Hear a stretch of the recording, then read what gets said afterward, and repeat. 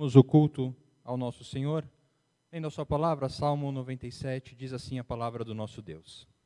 Reina o Senhor, alegre-se a terra, exultem as muitas ilhas, nuvens e escuridão o rodeiam, justiça e juízo são a base do seu trono.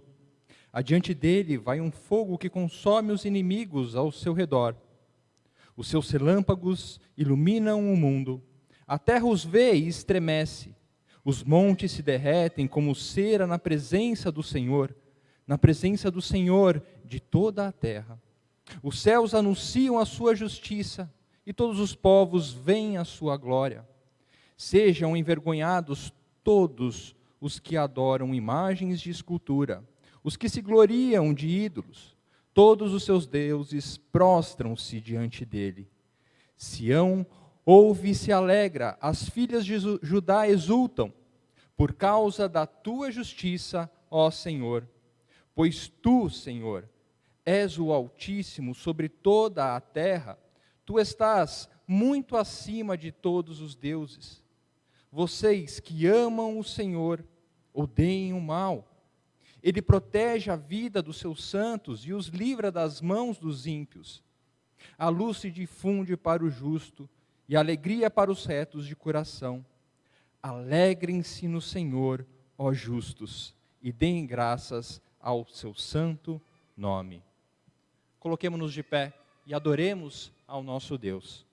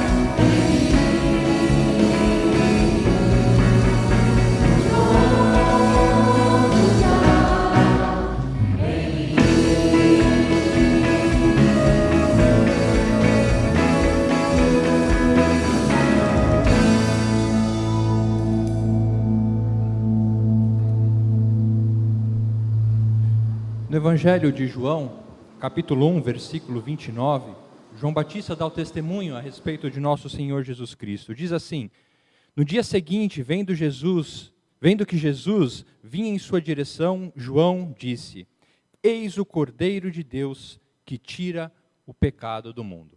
Nesse momento eu convido que toda a igreja leia em uma única só voz a oração que será projetada para que possamos confessar os nossos pecados diante do nosso Senhor.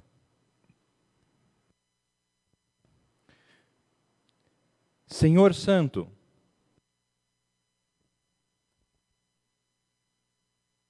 sido culpado de orgulho e incredulidade, de falhas em encontrar tua mente em tua palavra, de negligência em buscar-te em minha vida diária.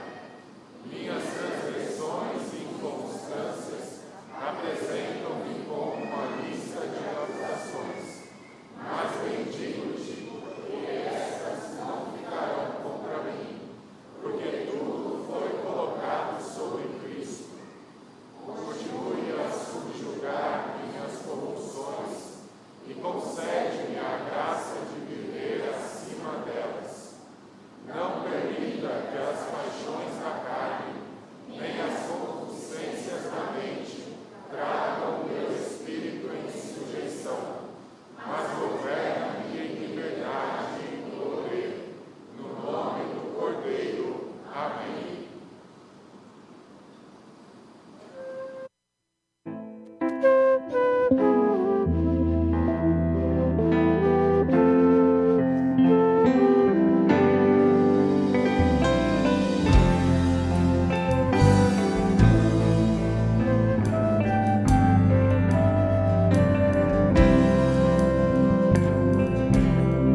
Teu Santo Filho sem pecar foi enviado para levar um peso que era todo meu e se tornar Cordeiro de Deus. O seu presente de amor foi rejeitado pelos seus, humilde rei nada falhou, e assim se fez Cordeiro de Deus. Cordeiro de Deus, tão puro és, vou te adorar e te exaltar, com sangue vem lavar meu ser. Jesus, tu és Cordeiro de Deus. Perdido estava sem saber, mas me atraíste a teu ser, e hoje sou um servo teu, pra teu louvor, Cordeiro de Deus. Cordeiro de Deus, tão puro és, vou te adorar e te exaltar, com sangue vem lavar meu ser. Jesus, tu és Cordeiro de Deus. Cordeiro de Deus, tão puro és, vou te adorar e te exaltar, com sangue vem lavar meu ser. Jesus, tu és Cordeiro de Deus. Com sangue vem lavar meu ser. Jesus, tu és Cordeiro de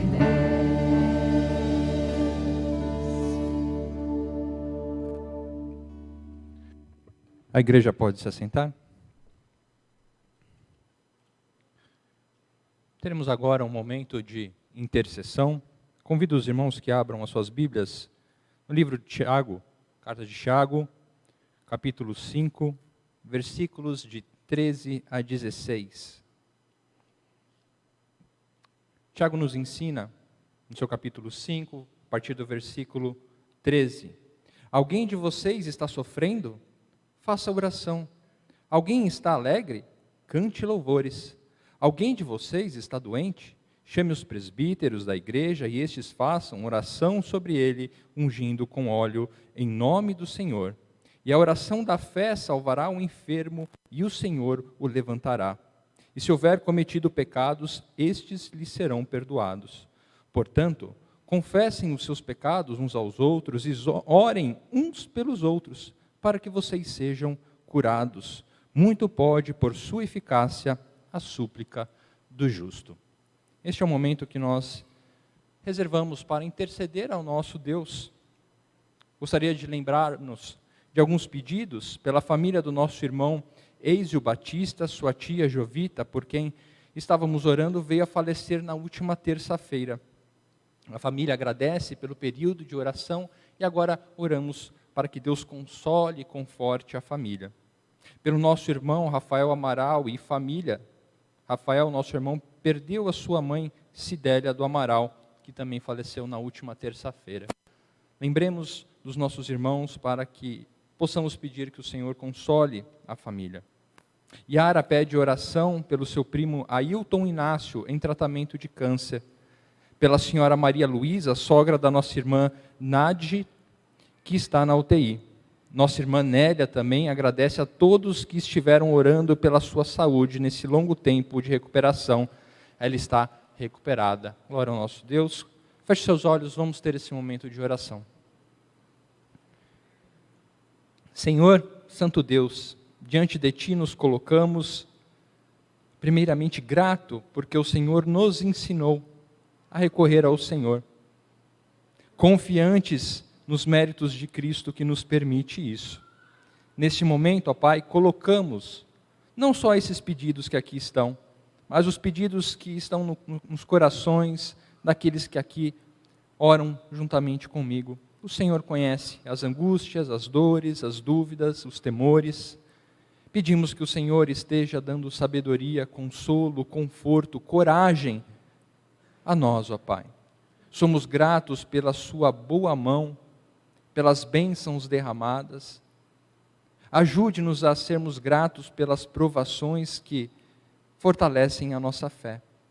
Pedimos em especial que o Teu Santo Espírito console e renove as forças daqueles irmãos enlutados. Que no Senhor possamos encontrar, ó Pai, a alegria, a paz que excede todo o entendimento. Como Teu povo, recorremos a Ti e confiamos em Cristo Jesus, por quem oramos. Amém. Convido a igreja que mais uma vez se coloque em pé para louvar o nosso Deus.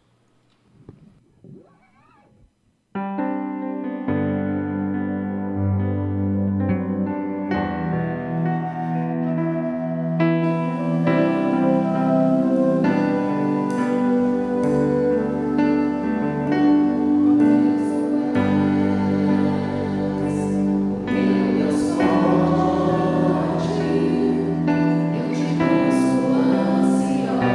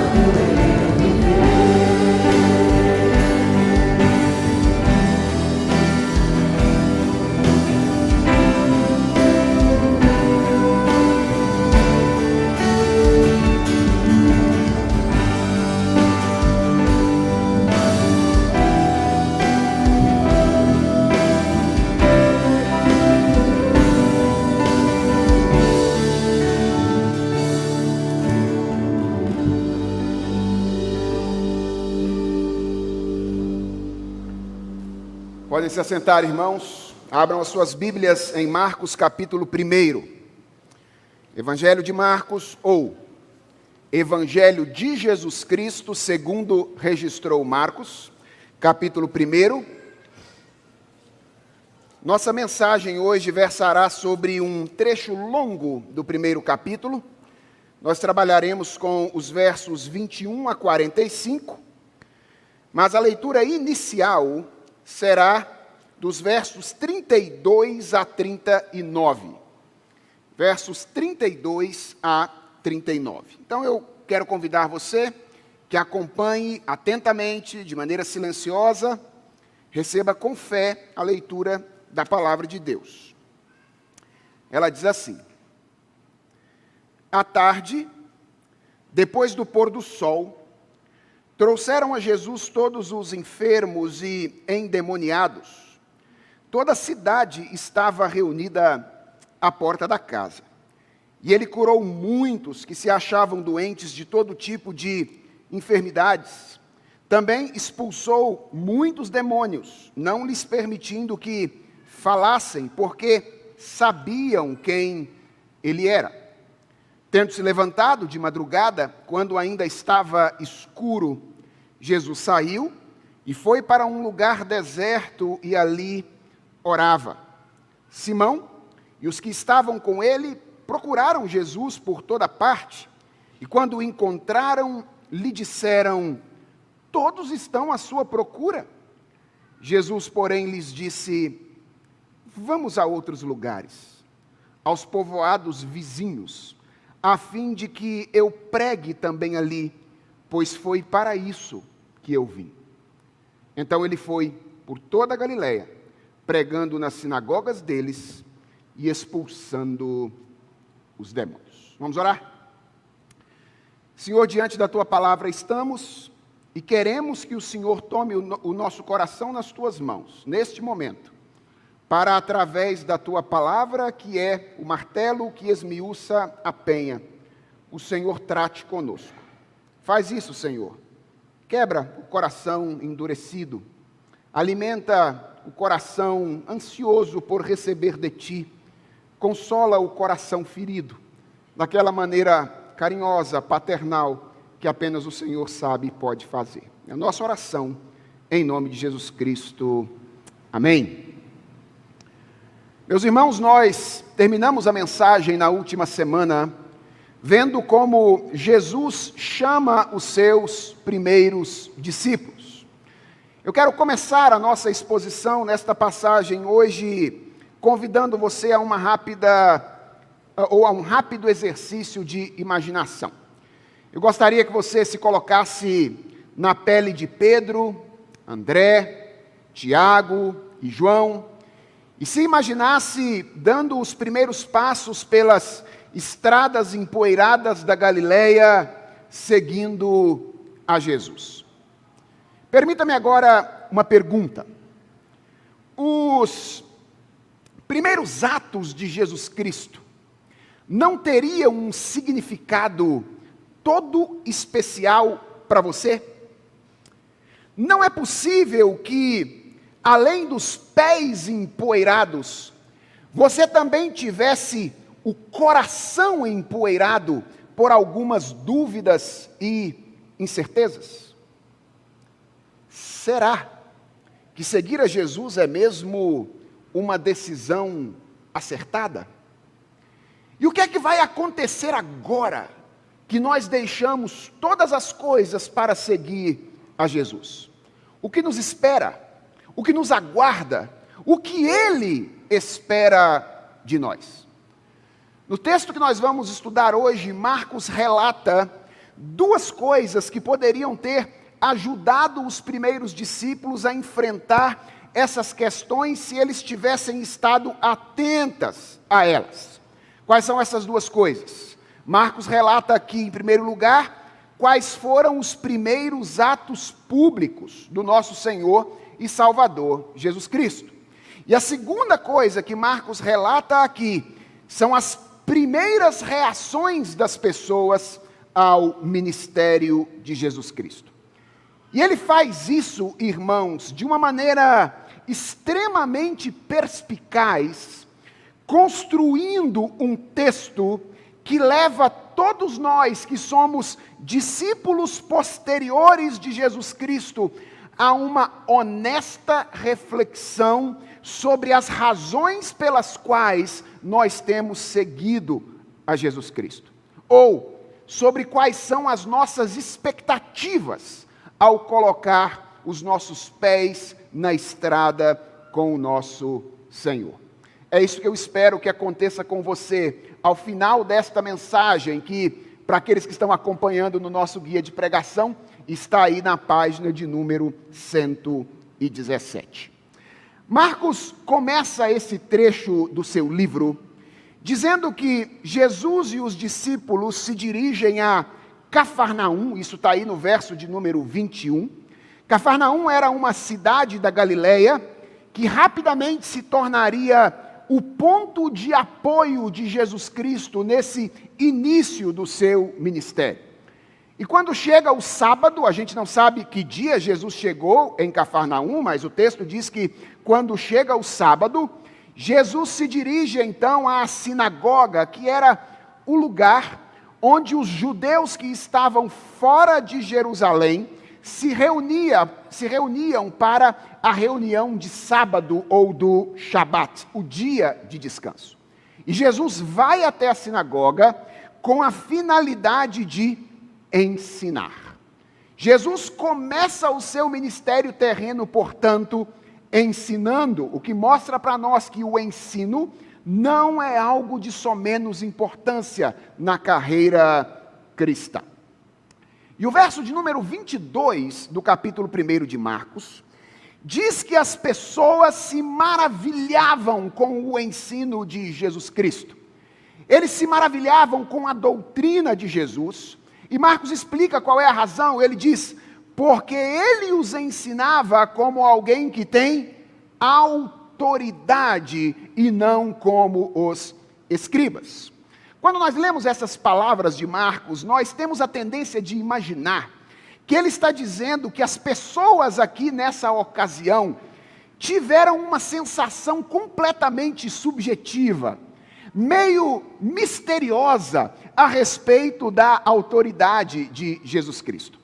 Mas não é bem isso que Marcos está dizendo aqui. Em primeiro lugar, porque maravilhar-se não é um termo que tem uma conotação necessariamente positiva. O termo aqui significa ser tomado de surpresa ao perceber algo incomum. Talvez uma tradução possível fosse estranhar. As pessoas estranharam a maneira como Jesus ensinava, porque ele ensinava como quem tem autoridade e não como os escribas. Qual é o significado dessa frase de Marcos? Bem, o ensino dos escribas era um ensino de segunda mão. Quando os escribas ensinavam, eles sempre ensinavam reclamando a autoridade da tradição X, ou então reclamando a autoridade do rabino Y.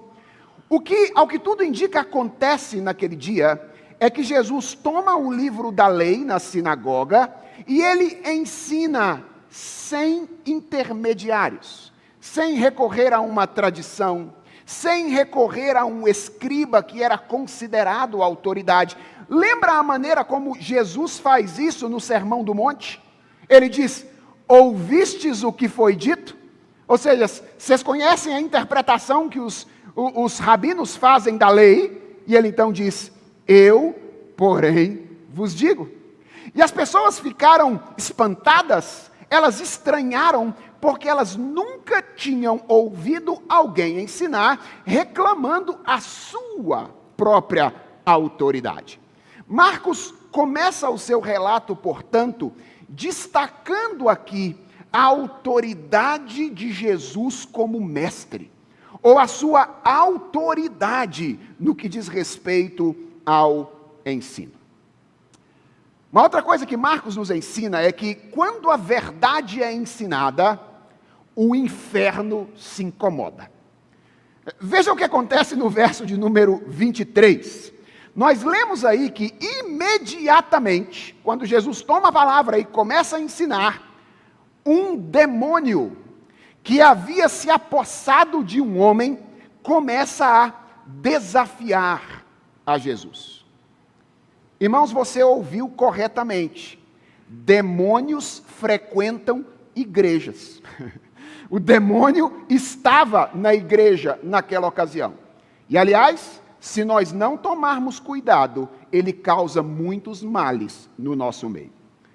E o problema não é que só o demônio frequenta a igreja, é que, em geral, os demônios possuem boa teologia. É por isso que eles sabem exatamente o que fazer para manter as pessoas no engano. Vejam as palavras proferidas por este demônio aí no verso de número 24. Ele diz assim: o que você quer conosco, Jesus Nazareno? Você veio para nos destruir? Sei muito bem quem você é, o Santo de Deus. Irmãos, a teologia dessas palavras é impressionantemente correta. Ela é correta a respeito de quem Jesus é. O demônio sabe que Jesus é perfeitamente homem. É por isso que ele chama de Jesus Nazareno. Mas ele sabe que ao mesmo tempo que Jesus é 100% homem, ele é 100% Deus, perfeitamente divino. É por isso que ele chama o Santo de Deus. Talvez esse demônio pudesse recitar de boca para fora alguns dos credos produzidos pela igreja ao longo da história. Mas ela não está correta apenas a respeito de quem Jesus é. A teologia desse demônio está correta no que diz respeito àquilo que Jesus veio fazer: destruir as obras do diabo. Foi isso que Jesus Cristo veio fazer. E esse demônio diz: você veio para nos destruir, eu sei quem você é. E eu creio, irmãos, que aqui nós temos um alerta importantíssimo para nós. Que alerta é esse? É que, embora sejam coisas extremamente importantes, sem as quais não pode haver discipulado, preste atenção nisso: frequência à igreja, conhecimento da Bíblia, teologia correta, não são garantias de que alguém é um discípulo de Jesus Cristo. O discipulado exige algo mais do que isso. O discipulado exige ou se evidencia pela livre disposição de sujeitar-se a Jesus. O que mostra que alguém é um discípulo não é se ele vai à igreja, não é se ele conhece teologia, não é se ele sabe orar, não é se ele está envolvido nos ministérios da igreja, é se ele demonstra disposição de, tendo ouvido a voz de Jesus, se submeter completamente à voz dele. E o que é que Jesus faz diante deste desafio maligno? Marcos diz aí no verso de número 25, que Jesus repreende o demônio, mandando-o calar e sair daquele homem. E o verso de número 26 mostra que, embora aquele demônio tenha oferecido alguma resistência, ou seja, contra a sua vontade. Lembra, o discipulado é uma obediência livre, a livre disposição de se submeter a Jesus. Mas não são apenas os discípulos que se submetem. Esse demônio resiste, mas ele não pode resistir finalmente à ordem de Jesus Cristo. No verso 26 nós lemos que ele cumpre a ordem de Jesus, contra a vontade, mas cumpre. E vejam então o que diz o verso de número 27. Todos se admiraram. Parece uma repetição dos versos anteriores. Todos se admiraram a ponto de perguntarem entre si: que é isto? Uma nova doutrina. Com autoridade ele ordena aos espíritos imundos e eles lhe obedecem. Outra vez, diz Marcos, as pessoas ficam espantadas com aquilo que Jesus Cristo faz. E a pergunta é por que elas ficam espantadas? Essas pessoas estavam acostumadas com exorcismos.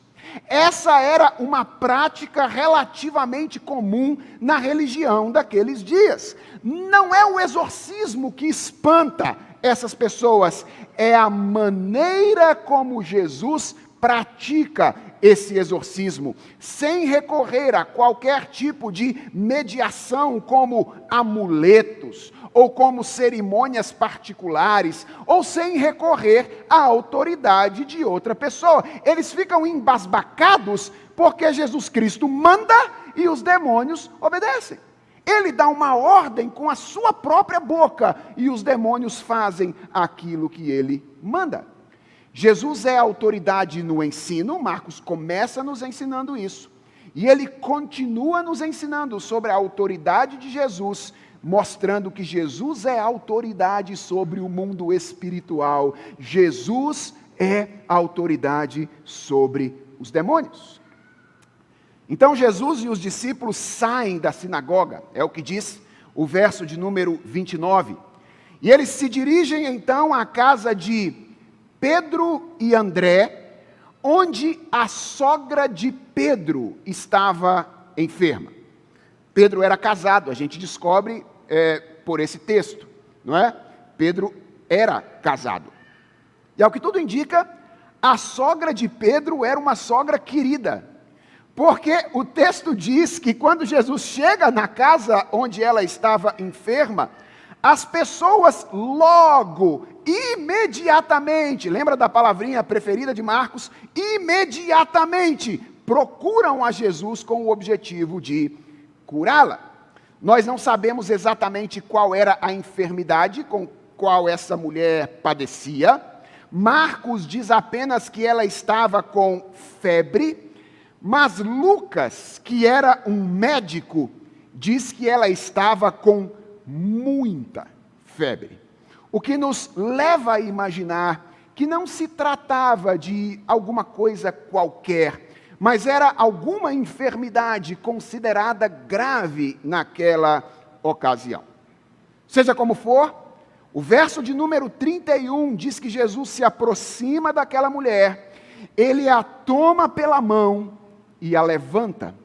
E Marcos diz que imediatamente, olha a quantidade de imediatamente aí, a febre a deixa, sem que ela precisasse de qualquer tempo de recuperação.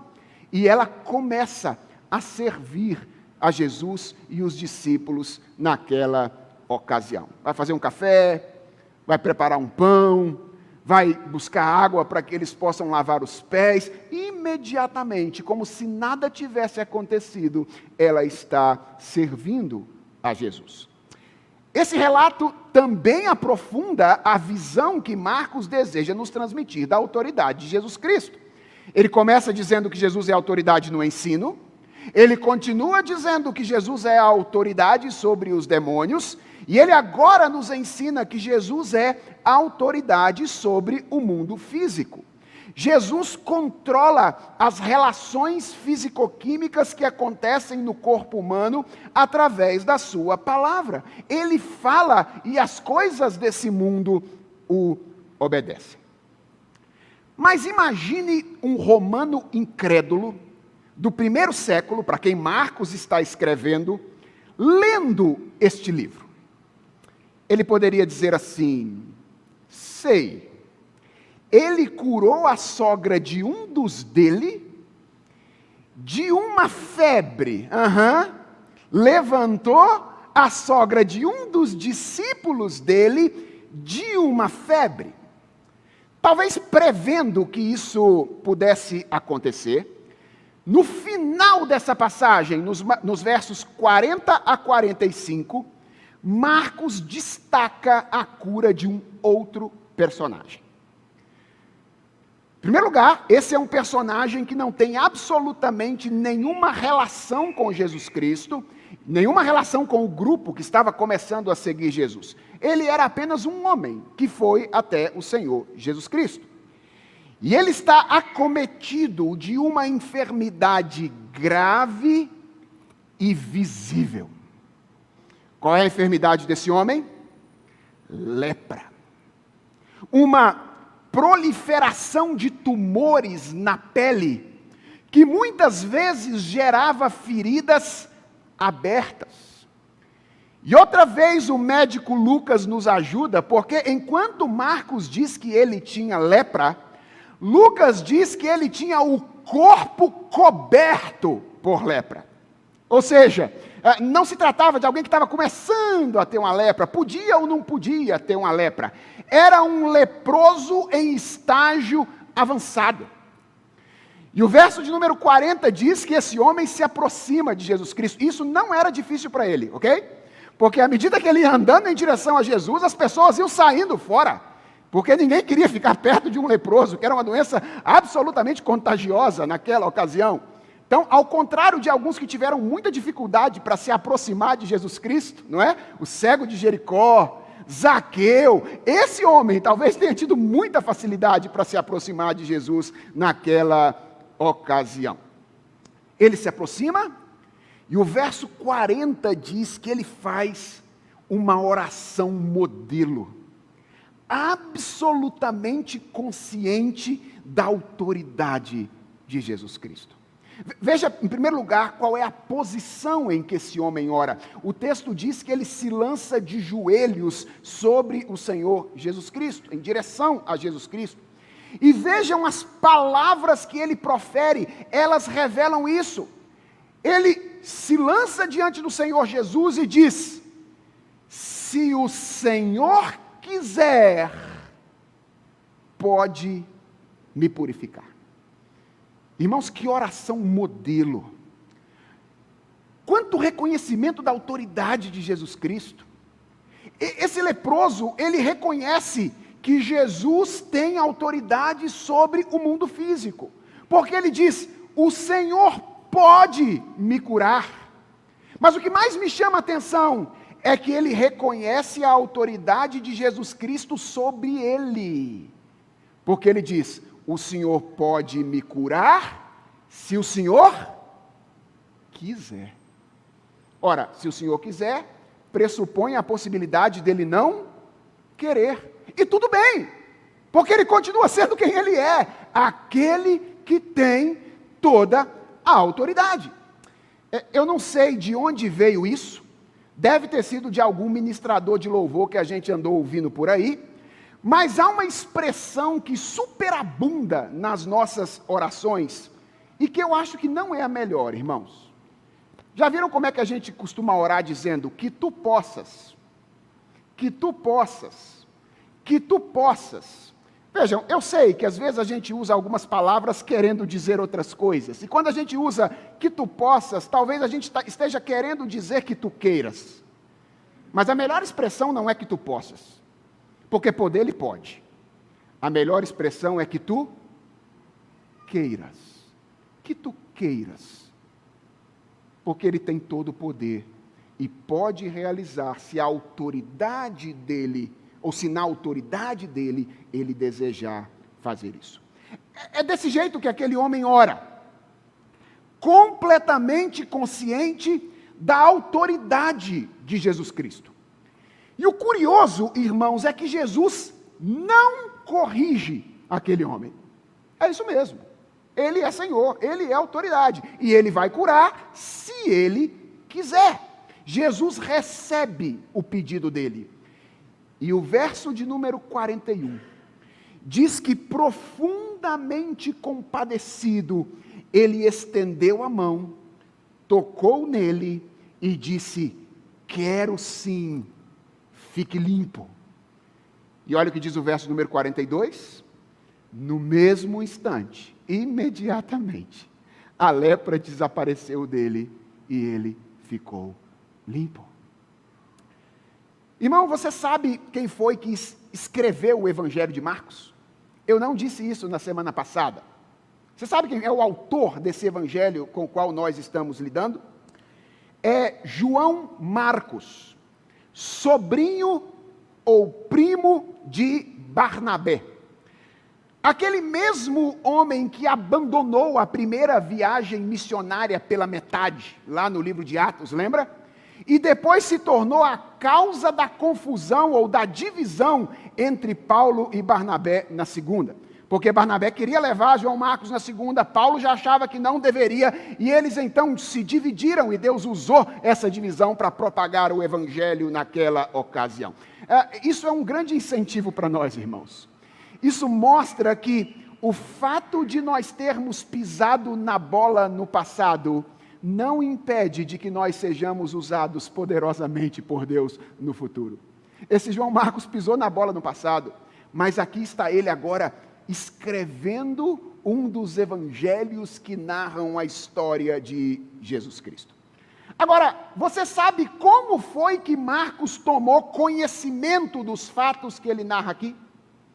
Ao que tudo indica, através do relato de Pedro. Pedro é a testemunha ocular autoritativa por trás do evangelho de Marcos. E eu estou dizendo isso para que você imagine Pedro contando para Marcos essas coisas. Pedro viu essas coisas acontecerem. Ele não viu apenas Jesus Cristo levantar a sogra dele de uma febre, mas ele viu a pele de um leproso ser imediatamente reconstruída pela palavra de Jesus Cristo. Eu vou repetir. Pedro viu a pele de um leproso ser imediatamente reconstruída pela palavra de Jesus Cristo. Jesus é autoridade no ensino. Jesus é autoridade sobre o mundo espiritual. Jesus é autoridade sobre o mundo físico. E esta é a primeira verdade que os primeiros atos de Jesus revelam a respeito dele. Mas há uma segunda coisa que os atos iniciais dele revelam a respeito do seu caráter. É que Jesus é profundamente terno e compassivo. Jesus é autoridade sobre todas as coisas. Ao mesmo tempo, Jesus é profundamente terno e compassivo. Há várias evidências da ternura de Jesus Cristo aqui, mas nenhuma é mais clara do que a maneira como Jesus cura este homem leproso. Preste atenção no relato de Marcos, irmãos, versos 40 e 41. O texto diz que um leproso se aproximou de Jesus, lhe pediu de joelhos: se o Senhor quiser, pode me purificar. E olha o que diz o verso 41, preste atenção nessas palavras. E Jesus, profundamente compadecido, estendeu a mão, tocou nele e disse: quero sim, fica limpo. Irmãos, a lepra era talvez a enfermidade mais temida daqueles dias. Primeiro por causa da sua gravidade e depois por causa das suas consequências sociais. Pessoas contagiadas com lepra eram completamente afastadas do convívio social. Elas tinham que viver fora das cidades, longe das suas famílias, distantes das experiências de afeto comuns a todos os seres humanos. Ninguém tocava um leproso. E em Israel, isso era agravado pelo significado espiritual da doença. Quem tocava um leproso em Israel era considerado cerimonialmente imundo. Sabe o que significa? Que ele deveria ficar um tempo sem participar das reuniões religiosas do seu povo. Deixa eu fazer uma pergunta para vocês aqui, eu quero que você pense e responda. Jesus precisava tocar aquele homem para curá-lo? A resposta é: claro que não. Ele poderia ter falado com aquele homem à distância e o resultado seria igual, o mesmo.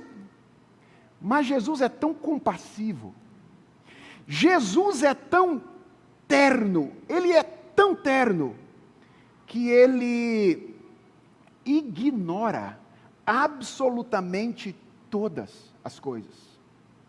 Ele ignora os riscos de contaminação, os riscos físicos, ele ignora os costumes sociais, ele ignora a tradição religiosa, e quando aquele homem vem até ele pedindo que ele o curasse, ele faz aquilo que ninguém faria, ele o toca.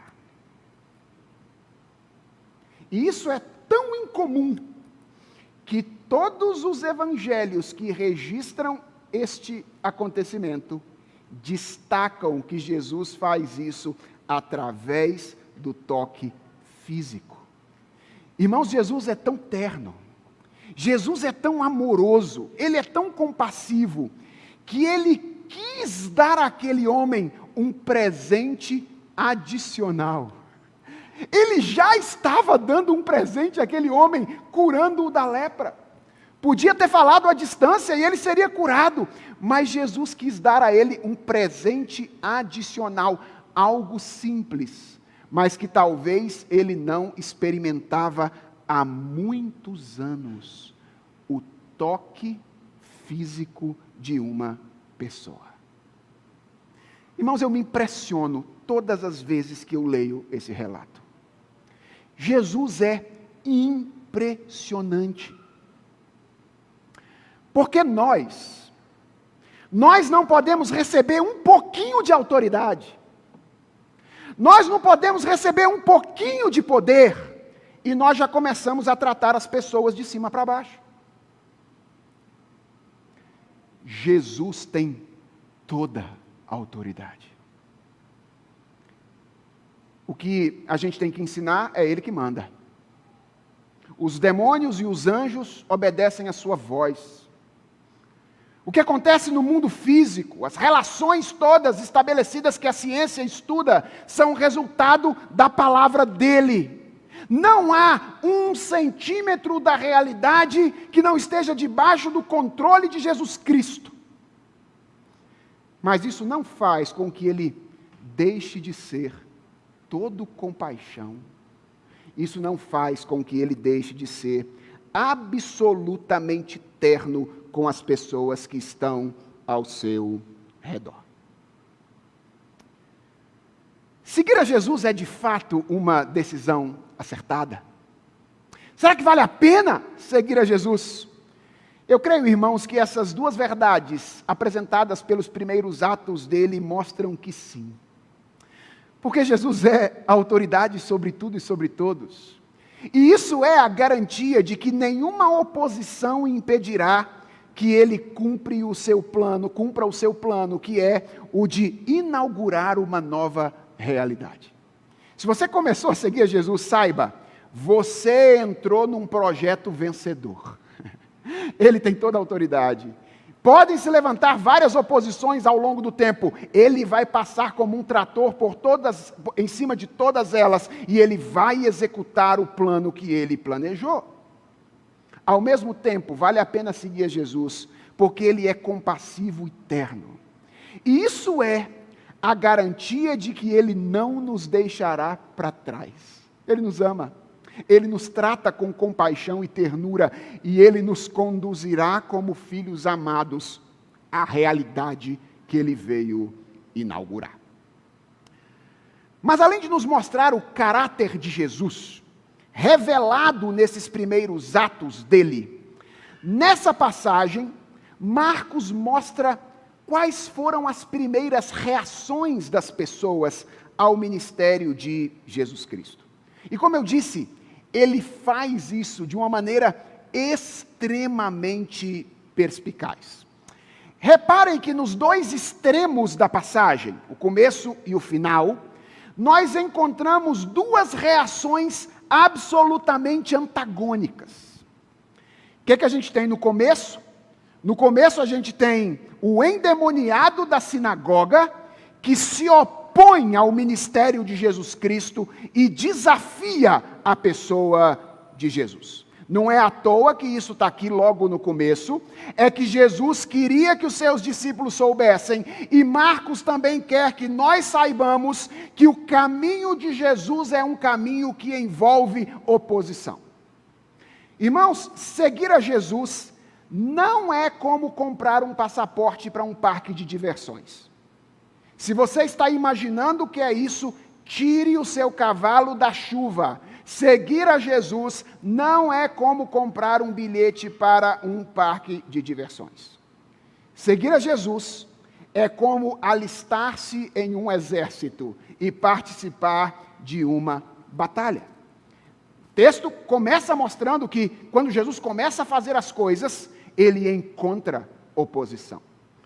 E o texto termina com a figura do leproso humilde e confiante, que reconhece o poder e a autoridade de Jesus Cristo, não apenas sobre as coisas, mas também sobre ele. O que mostra que o ministério de Jesus não encontra apenas oposição, encontra também aceitação humilde. Encontra aquelas pessoas que entendem o seu ministério e o seguem sinceramente.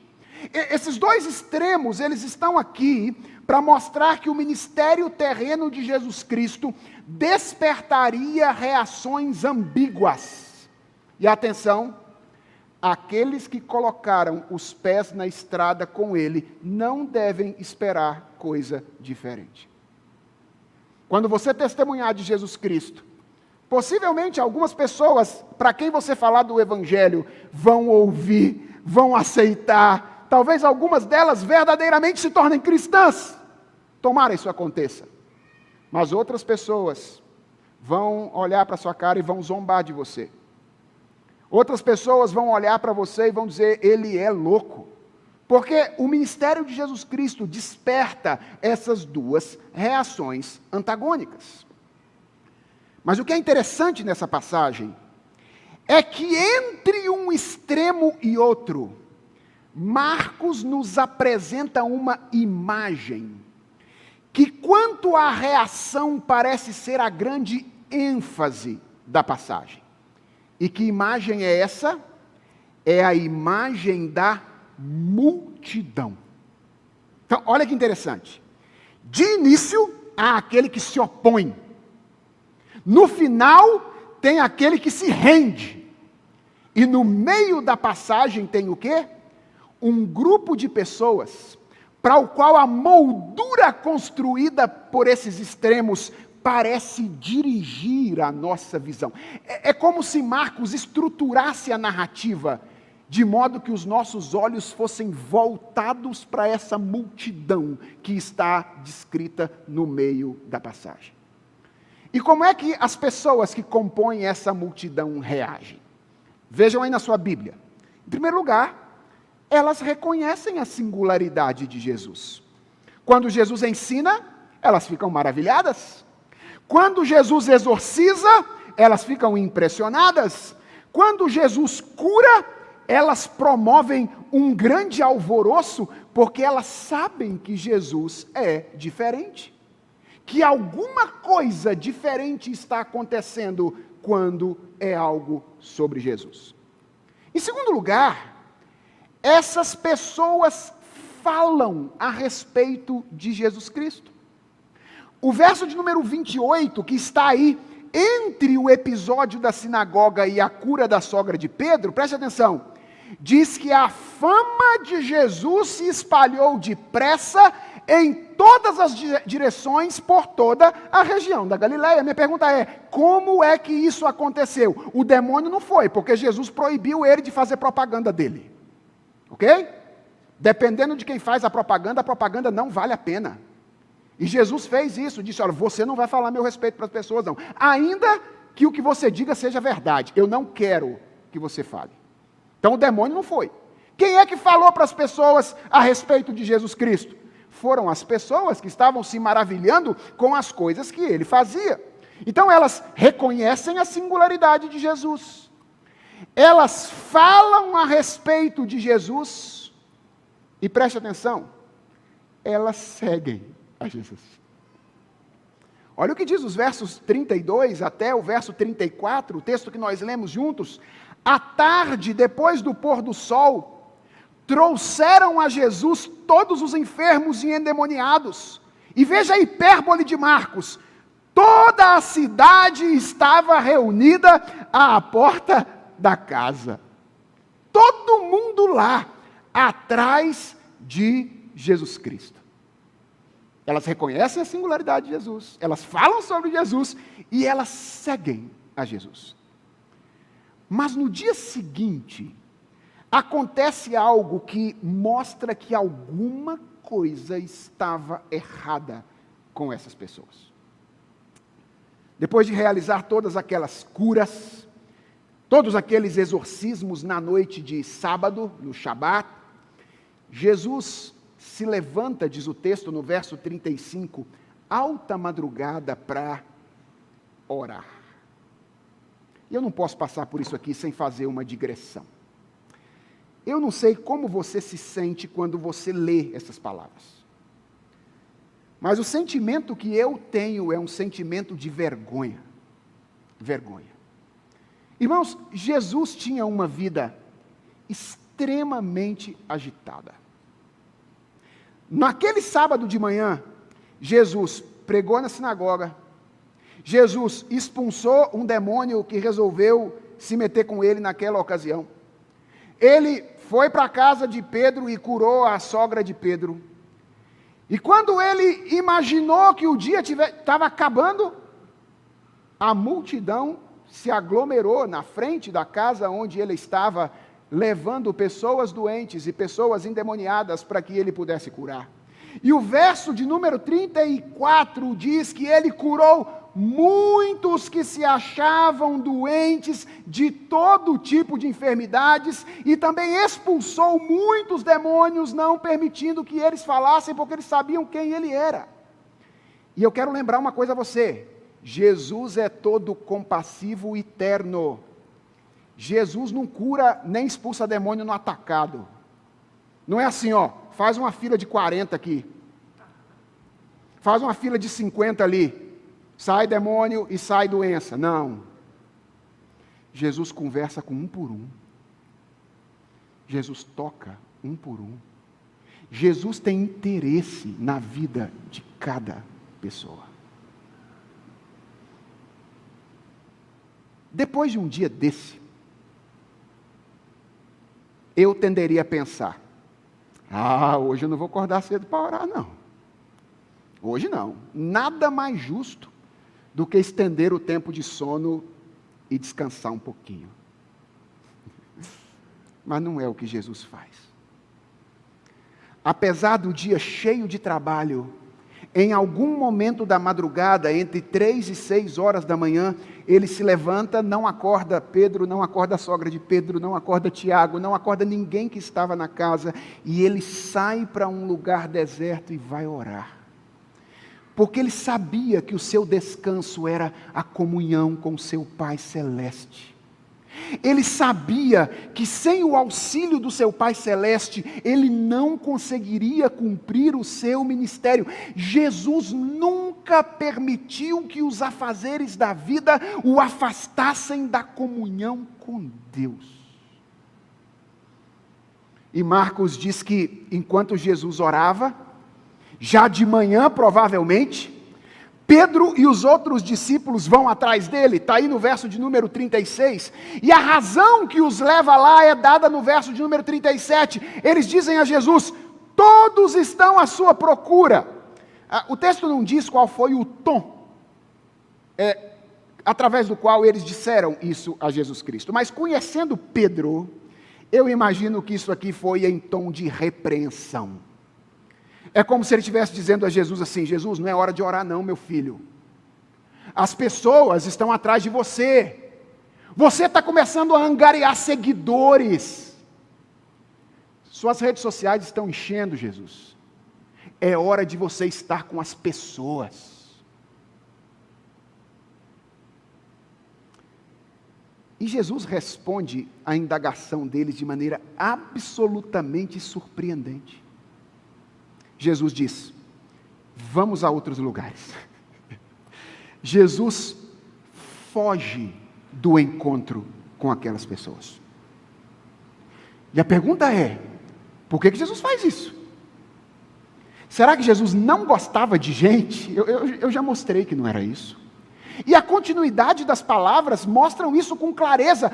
Jesus diz, vamos a outros lugares, aos povoados vizinhos. O problema de Jesus não era com gente. O problema de Jesus era com aquela gente. E eu acredito que o final da resposta esclarece qual era o problema. Jesus diz, vamos a outros lugares, aos povoados vizinhos, a fim de que eu pregue também ali, pois para isso é que eu vim. Qual é o problema, irmãos? É que embora aquelas pessoas reconhecessem que Jesus era diferente, embora elas falassem a respeito de Jesus, embora elas estivessem seguindo a Jesus, elas estavam fazendo todas essas coisas interessadas na agenda delas e não na agenda de Jesus Cristo. Elas estavam indo atrás de Jesus, não por reconhecerem o estado trágico da humanidade e do mundo e perceberem como Jesus é a única esperança. Elas estavam se acotovelando para encontrar um lugar próximo do lugar onde Jesus estava, não por reconhecerem o seu próprio pecado e a sua necessidade de redenção. Elas estavam fazendo essas coisas por causa dos benefícios temporais que a relação com Jesus Cristo poderia trazer. E meus irmãos, todos nós sabemos que a relação com Jesus traz inúmeros benefícios temporais. E deixa eu dizer uma coisa, não há problema desejar esses benefícios. Não há problema nem em nos alegrarmos quando nós os recebemos. Mas preste atenção nisso. Quando eles se tornam a razão principal pela qual nós estamos seguindo a Jesus, já não é a Jesus que estamos seguindo. Estamos seguindo a nós mesmos. E usando Jesus para nossa própria satisfação. Porque o reino de Jesus não é sobre algumas melhorias que podem tornar a existência mais fácil e mais confortável aqui e agora. Esse é o nosso reino. O reino de Jesus é sobre morte e ressurreição. O reino de Jesus é sobre a destruição de uma era marcada pela corrupção do pecado e o estabelecimento de uma nova era marcada pela santidade, o que pessoalmente inclui, atenção a isso, morrer agora para viver plenamente depois. O ministério de Jesus foi isso. Tem coroa? Tem. Tem vitória? Tem. Mas antes da coroa e da vitória, tem cruz. Os milagres de Jesus, eles não tinham como objetivo principal promover o bem-estar temporário de alguém. É óbvio que isso acontecia, mas isso era um efeito colateral. Jesus não era um milagreiro. Jesus era o Redentor, e cada um dos milagres que Jesus fazia tinha como finalidade indicar algo a respeito dele e a respeito daquilo que ele veio fazer. É por isso que os milagres são chamados nos evangelhos de sinais. Por que eles são chamados de sinais? Porque eles não eram um fim em si mesmos. Eles apontavam para alguma coisa. Deixa eu dizer uma coisa para vocês. Não há nenhum problema em pedir, por exemplo, pela cura de uma enfermidade. Não há nenhum problema em pedir para que alguém tenha emprego. Todas essas coisas são possíveis. Mas eu às vezes fico me perguntando se nós entendemos ou fazemos isso motivados pela razão correta. O que acontece quando Jesus cura alguém? ele dá uma antecipação do modo de vida que será depois. Sabe o que significa isso? Que nós nunca deveríamos pedir a cura de alguém só porque nós gostamos de outra pessoa e queremos vê-la bem. É claro, é isso também. Mas sabe por que nós deveríamos orar pela cura das pessoas? Para que a glória de Jesus Cristo e do seu projeto ficassem evidentes diante dos olhos das pessoas.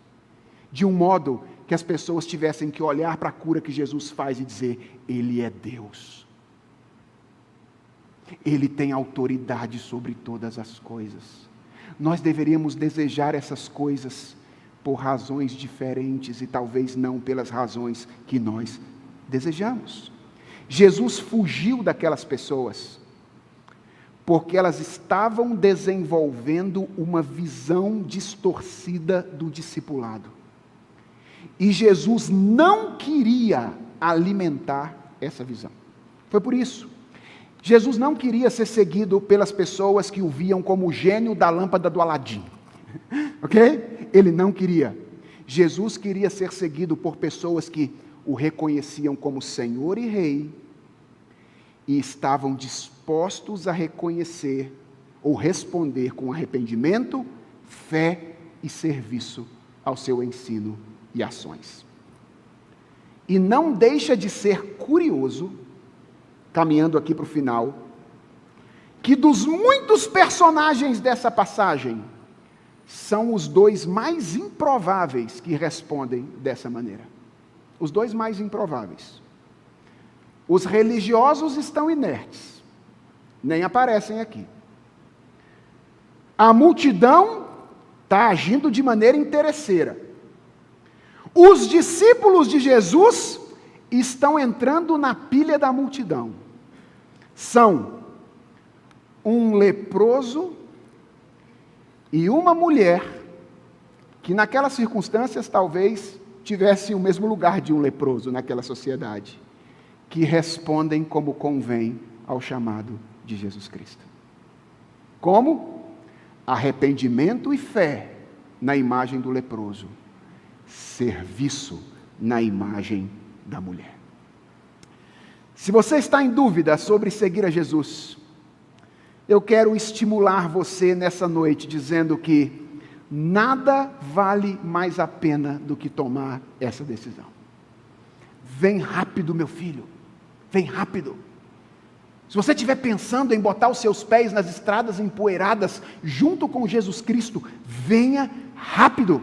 Porque ninguém é tão poderoso quanto Ele, ninguém é tão compassivo e eterno quanto Ele. Agora saiba, Jesus tem a agenda dele, e Ele não vai se submeter à sua agenda. Se você quiser seguir a Jesus, que é a melhor coisa do mundo, venha. Mas Ele tem a agenda dele. E Ele não vai se submeter à sua agenda. Jesus não vai transformar aquilo que você quer que seja transformado, aquilo que você quer, naquilo que você quer. Jesus vai transformar aquilo que você precisa, naquilo que você precisa. Ficou claro? Jesus não vai transformar o que você quer naquilo que você quer.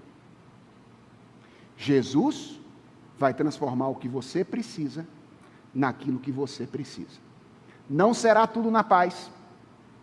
Vai ser em meio à guerra, muita batalha. Não será sempre confortável. Às vezes vai doer. E algumas vezes pode doer muito. Mas vai valer a pena. Porque você vai receber algo maior e muito mais duradouro do que qualquer conveniência temporal. Os seus pecados vão ser perdoados, você vai desfrutar da comunhão com Deus, e por fim, receberá o dom da vida eterna. Arrependa-se, creia de verdade em Jesus Cristo, e entregue-se ao serviço do Senhor. Vamos orar? Senhor Jesus, Nós queremos pedir perdão ao Senhor pelas vezes em que nós quisemos fazer o Senhor servir a nossa agenda, ao invés de nos submetermos à agenda do Senhor. Tem misericórdia de nós, Senhor. Nós queremos compreender nessa noite que somos servos, não senhores. Queremos colocar os pés na estrada com o Senhor, conscientes daquilo que Tu queres fazer. Livra-nos, ó Deus, de nos relacionarmos utilitariamente contigo e nos ensina a amar-te sobremaneira, a amar-te sobre todas as coisas. É a oração que nós te fazemos em nome de Jesus Cristo. Amém. Vamos colocar em pé, vamos entoar um hino, e enquanto fazemos isso, nós convidamos os presbíteros que se coloquem à frente durante o cântico, para que a ceia seja ministrada.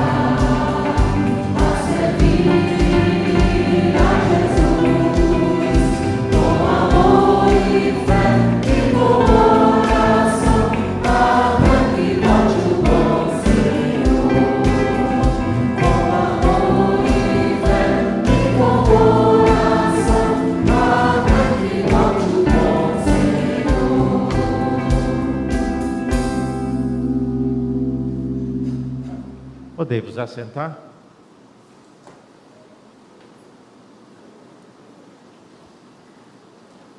Palavra de Deus, na primeira carta de Paulo aos Coríntios, texto conhecido que já lemos diversas vezes. Eu leio no capítulo 11, primeira epístola de Paulo aos Coríntios, no versículo 23. Nós temos aqui um relato feito pelo apóstolo Paulo. E ele diz: porque eu recebi do Senhor o que também lhes entreguei. Lembre-se, Paulo não andou com Cristo. Paulo não esteve entre os discípulos. Quando foi que Paulo recebeu isso do Senhor? Possivelmente, como o próprio Paulo fala, ele encontrou-se com Cristo enquanto ele esteve naquele período em Tarsis, aguardando que Deus o chamasse para uma grande obra.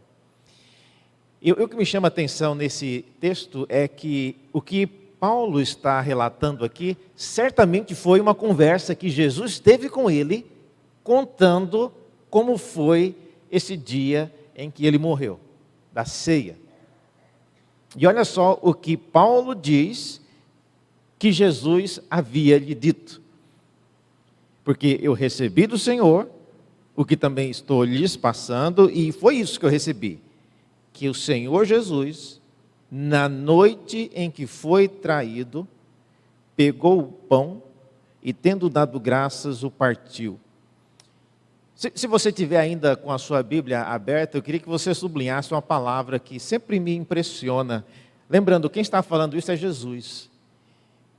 E todos sabem que Jesus morreu porque ele deveria morrer, era já aguardado nas Escrituras. Mas Jesus nunca colocou de maneira trivial a razão por que ele morreu. Contando para Paulo, ele diz, no dia em que eu fui traído. Ele podia ter dito, no dia em que eu morri, conforme as Escrituras disseram que eu morreria. Ele podia ter dito isso. Mas ele quis enfatizar a noite em que eu fui traído. A gente podia dizer, nossa, mas Jesus não conseguiu superar o fato daquilo que um dos discípulos fez. Judas, já era o filho da perdição, por que ele ainda fica repetindo isso, a noite em que eu fui traído? Na verdade, todos os discípulos iam abandoná-lo posteriormente. Um traiu vendendo-o, outros traíram, saíram na surdina e também abandonaram. Mas eu quis enfatizar essa palavrinha porque todos nós, irmãos, de uma maneira ou de outra, também temos às vezes traído aquilo que Deus espera de nós. A palavra traição significa não cumprir uma expectativa que Deus tem a nosso respeito. Portanto, quando vocês olharem para essa mesa, não é uma mesa para heróis, pessoas que andam com Deus todos os dias da vida. Mas é para pessoas que traem, vez por outra, a expectativa que Deus tem a nosso respeito. E nós nos achegamos até esta mesa com a fé, a esperança de que o nosso Deus é bondoso. Porque mesmo sabendo que foi uma noite de traição, Jesus não cancelou a ceia. Ele poderia ter cancelado, quer saber de uma coisa? Eu vou ser traído essa noite, e eu já estou sabendo que todos vocês, aquele que coloca a mão na bandeja comigo, vai me trair, mas vocês todos vão também me abandonar. Então vamos deixar para lá essa ceia. Mas ao continuar, ele demonstra um grande amor por nós, como fomos lembrados nesses episódios hoje no Evangelho de Marcos. Portanto, para o apóstolo Paulo, que ouvia Jesus falando, ele repete também algo que Jesus disse aos discípulos. E uma coisa que me marca muito, eu sempre gosto de visualmente mostrar isso. A Escritura diz aqui em 1 Coríntios e também nos Evangelhos que Jesus pegou um pão e partiu. Ele podia ter dado o pão inteiro para Paulo, mas ele partiu o pão. E ao parti-lo, ele comenta que isto é o meu corpo, que foi partido e entregue por causa de vocês. Fazei isto em memória de mim. Queria convidar então todos os que estão aqui, que são membros de uma igreja evangélica e que estão em plena comunhão com a mesma. Estar em plena comunhão significa não estar sob disciplina, não estar afastado, mas se você então é membro de uma igreja evangélica, você é convidado a participar. Nós, pastores e líderes, não temos como avaliar a sua vida. Uma coisa que a Escritura nos adverte é que nós devemos examinar a nós mesmos e então comer do pão e beber do cálice. Nesse sentido, eu queria então que você usasse esse breve momento agora, individualmente, pudesse orar, pedir a Deus perdão pelos seus pecados e então participar da ceia. Vamos então orar nesse momento?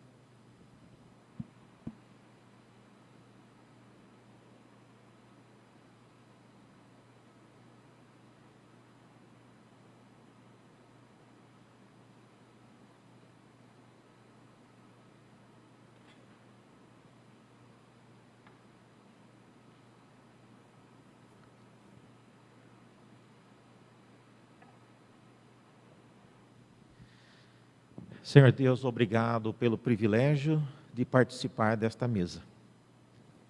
Não estivemos, ó Deus, no dia em que esta ceia aconteceu originalmente.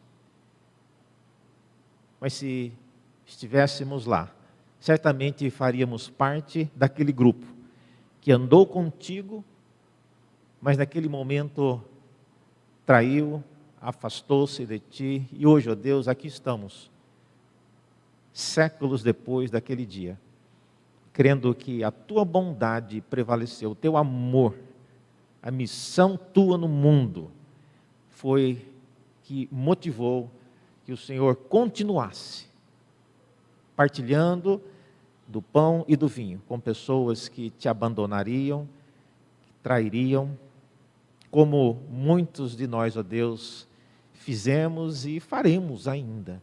Mas pedimos que o Senhor nos guie, a fim de que possamos andar em teus caminhos. Oramos, pedimos em nome de Jesus. Amém. Os presbíteros, então, irão passar, e como nós fazemos aqui em Santo Amaro, o pão e o vinho seguem juntos. Aguardem para que possamos tomar todos juntos, de uma só vez.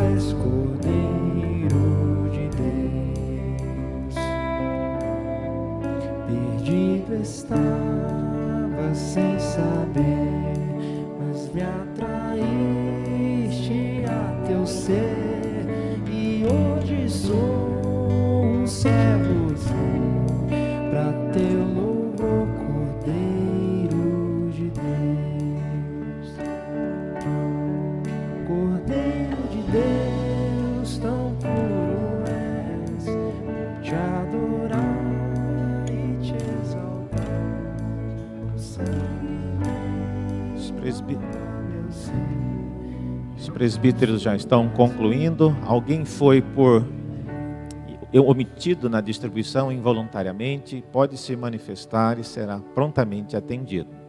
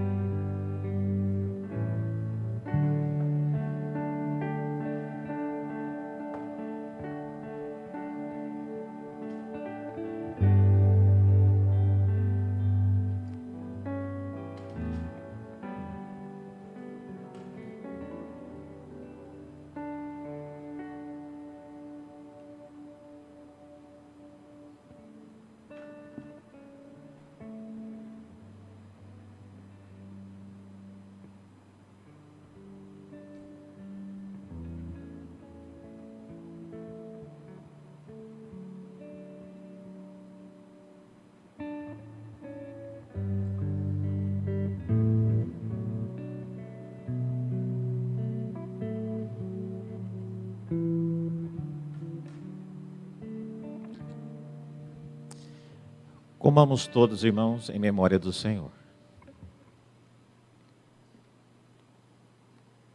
Por semelhante modo, depois de haver ceado, também tomou o cálice, dizendo: este cálice é a nova aliança no meu sangue. Fazei isto em memória de mim. Porque todas as vezes que comerdes do pão e beberdes do cálice, anunciais a morte do Senhor, até que Ele venha. Bebamos em memória do Senhor. Obrigado, Deus, pelo privilégio de fazer parte desta mesa, pela Tua bondade. Ajuda-nos a andar em fé, esperança, seguindo e aguardando o Teu retorno. Oramos em nome de Jesus. Amém. Vamos nos colocar de pé. Vamos orar e receber a bênção. Senhor, mais uma vez agradecemos pelo privilégio de estar neste momento prestando-lhe culto, participando desta mesa. Rogamos as Tuas bênçãos, ó Deus, pedimos que o Senhor nos ajude e nos fortaleça. E que a graça do nosso Senhor Jesus Cristo, o amor de Deus o Pai e a comunhão bendita do Espírito Santo repouse sobre cada um de nós hoje e sempre. Amém. Os irmãos podem se assentar.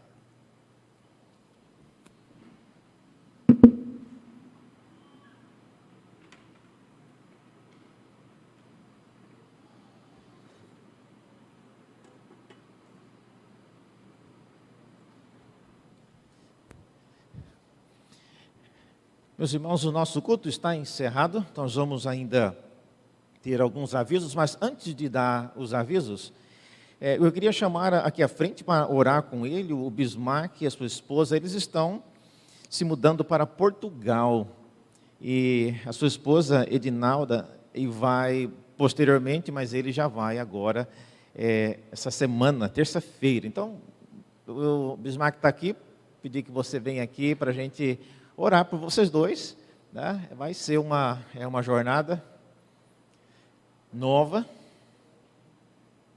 Não sei se isso te consola, mas eu já fiz isso, viu, Bismarck? Eu já tive que sair do Brasil e pode ficar aqui. E a gente, como igreja, como povo de Deus, a gente roga que o período de vocês lá seja um período proveitoso, que cumpra a missão que vocês vão fazer lá. E que Deus guarde a ida e a volta e a estada lá, que seja uma bênção, tá bom? Eu vou convidar o presbítero Joaquim, que possa vir aqui e orar pela vida deles, rogando a bênção sobre a vida, cada dia, cada passo que eles vão ter que dar nessa trajetória. Vamos orar? Senhor nosso Deus, nosso amado Pai, vai com o coração sincero e agradecido ao Senhor, porque sabemos que todas as coisas o Senhor faz a favor do Teu povo.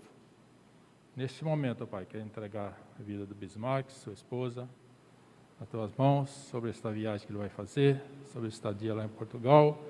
O Senhor esteja, Pai, cuidando dele, a cada passo, a cada detalhe, sobre todo o seu caminhar.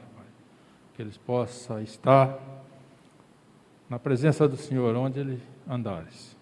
Que o Senhor esteja cuidando em todos os momentos das tuas vidas, dos teus trabalhos, dos teus projetos.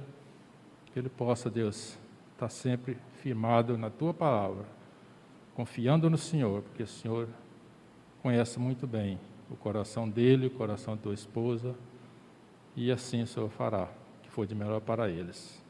Te pedimos estas bênçãos, te rogamos em nome de Jesus. Amém, Deus. Amém.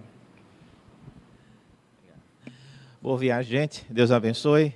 Olha, como eu fiz há alguns anos atrás, use esse momento para lembrar de uma coisa. Quando a gente tem que mudar para outro país, não tem como você fretar um caminhão e levar a mudança. A gente tem que se desfazer de praticamente tudo. Esse é um ensaio, viu? Para a gente preparar para ir para o céu. Daqui, nós não vamos levar nada. Tá certo?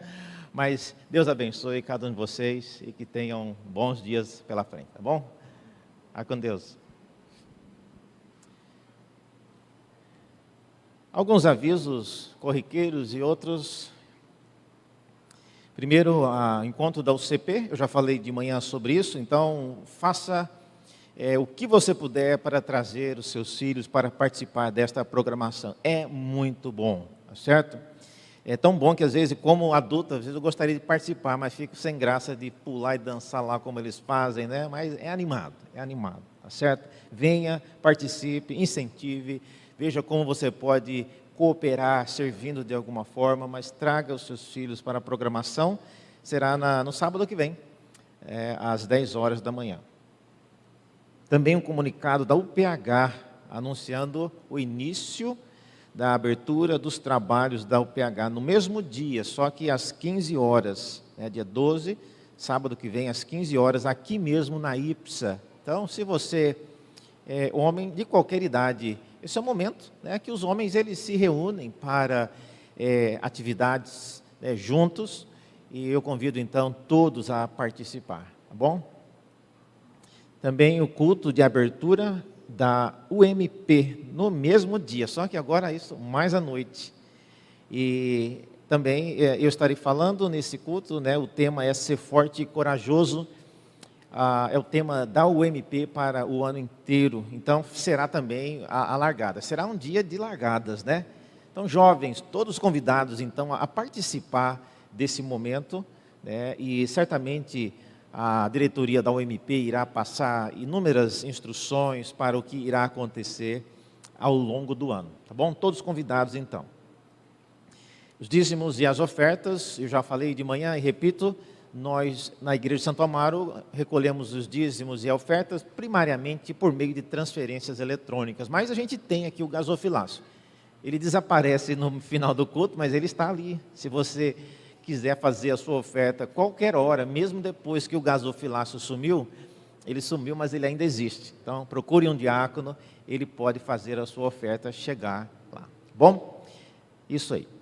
Tenham todos um bom domingo, uma boa semana. Usemos esse momento agora para confraternizarmos uns com os outros após o culto. Tenham todos uma boa semana, na paz do Senhor.